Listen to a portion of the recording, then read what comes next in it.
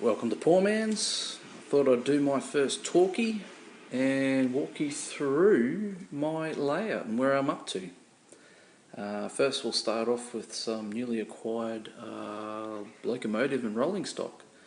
I have two bloody good friends of mine, Teddy Bear 11 and QR Outback, aka Stu and Glenn. It was my birthday last week and Glenn got me this Athearn Blue Box CNW -9. Obviously it's just sitting there for looks at the moment, but as you can see I'm starting to patch it out into the UP scheme. My road is, I guess, going to be UP. Not really heavy-handed on one or the other, but hey, if you get given a locomotive for your birthday, I'm smiling ear to ear. So we'll start off with the first module. Where I live I rent, and so what I do, I makeshift modules. As you can see, I've got some Pico Flex Track on code 100 sitting on some 2x4. I think this is a really good sound deadening device on top of an aluminium ramp on top of a aluminium fold up ladder. As you can see there, my Haynes buffer stop is highly fabricated from a chunk of steel found somewhere on the side of the road, with a little bit of foam for that sound deadening effect. As we scroll along, now these cars here are the birthday gifts from Teddy Bear 11. He knew I got the -9 there, so he thought the hopper there would be fine, along with my first spline car. And Teddy Bear is also a Montana man, as you can clearly see. And scrolling down, as I mentioned earlier, I'm a UP man. Anyway, more on the layout itself. This is obviously a joke. This is not my real module. It's just a makeshift to be able to run a decent length train. Here you see, looking down it, essentially it's elevated on the timber because you can see the real module in the background there. It's a little bit higher and had way too much of an incline. I was actually losing cars as they came up that incline, and the couplers actually detached. But as you can see, the bridge down the end there needs some side girders to give that peace of mind and get the heart out of the throat. Here is my highly engineered bridge going over the ravine. You can see the high quality plastic G-clamps holding it up. And yeah, as you can imagine, it's only a 2-second knock together job, but as mentioned, it enabled me to run some longer trains on the actual layout when needed. Okay, jokes aside, I'll start on the real layout. I've decided to go for modular purely because I rent and I can't really adhere anything to the wall. As we're looking at here is obviously the end of my highly engineered bridge.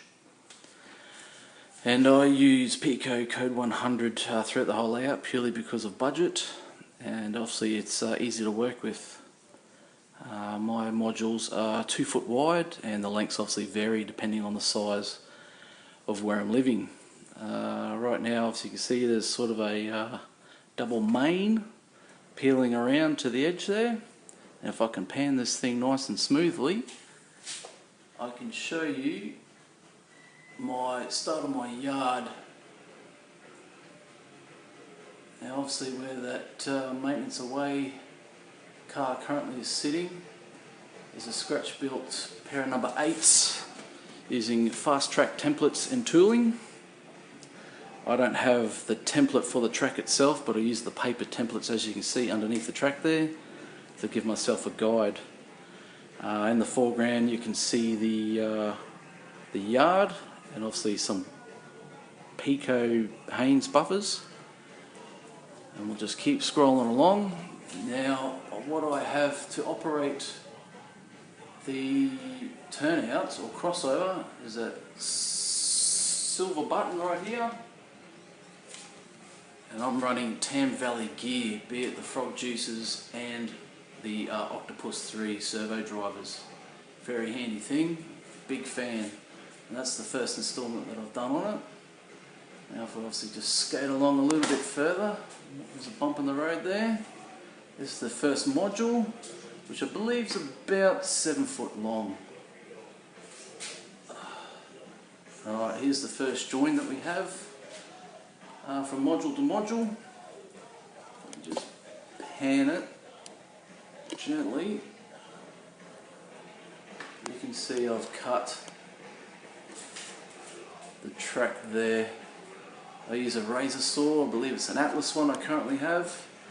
Now I originally started off with the PCB right here, but I found it was just too much mucking about compared to the basic wood screws and a bit of solder on these guys here. And again, because I've used a razor saw, the cuts are super fine, straight and smooth. It's very nice.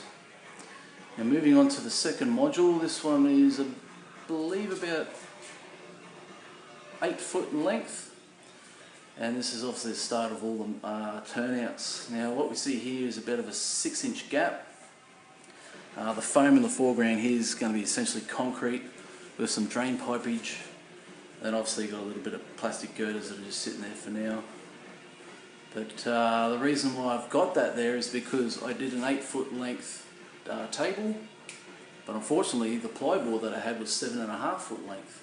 So I tried to get creative and I thought, well, I'll just add in this little 6-inch gap and just call it an easement. Now, as mentioned, I make my own turnouts, a whole lot of soldering and the like. Now these particular turnouts are not hooked up to any Tam Valley gear. It's purely just got a slide switch here, which also is a got 2 terminals. So obviously the frog is powered from the switch from when I throw it, and if I ever wanted to I could hook up lights with the other. Okay, so as mentioned, got my yard track here, 2 main lines, and then the back is eventually going to be industries. I definitely like my switching, and again with the limited space I felt it was a lot better than not being able to run a loop or a long train. Hence why I did my Dodge earlier again. Now moving along, this is probably my most recent build. I've got 2 turnouts. Just angulate properly for you, sorry. What you can see there is a crossover yet to be built. You can see the turnouts that are going into it. And again, these will be powered by Tam Valley.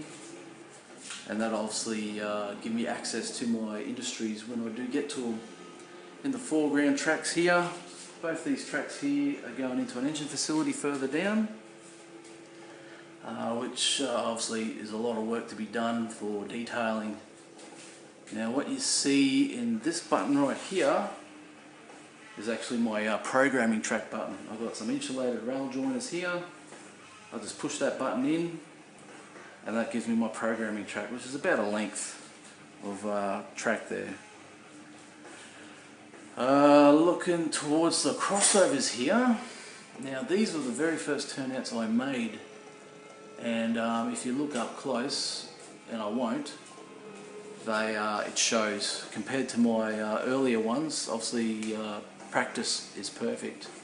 Being the first ones, these are pretty rough. Don't get the derails, so I leave them alone and they work. Now originally I got this Uhlenbrock. Probably a lot of you have never heard of it. Ooh, excuse the shine. I don't know what the code number is there, but these are bloody good. These are servo drivers. These little white blocks here are relays which change the frog polarity. Obviously the wires I had to solder on there because I didn't like the clips. But then this obviously drives 4 servos. The good thing about this is that you can use your handset to change the servos. It's a bloody good unit. But unfortunately I fried it. How I did it I don't know, and I'm a bit scared to invest more money into it to try it again. Hence why I went to Tam Valley. And but yeah, again, a good unit. What these turnouts are currently running are the Gauge Master solenoid switches. I went this way because I just sort of wanted cheap, easy, nasty. Got a capacitor discharge unit to power it. It's okay, but obviously since discovering Tam Valley, I'm converting everything over slowly but surely. I've got all the hardware in place, be it Tam Valley. I've just got to get the energy to install the servos, remove the solenoids, and away we go. Okay, coming at the end of the second module, or my main module as I call it. You can see in the foreground there the pit, which obviously will be where my engine facility shed will be going. And now we obviously, where the colour change is where the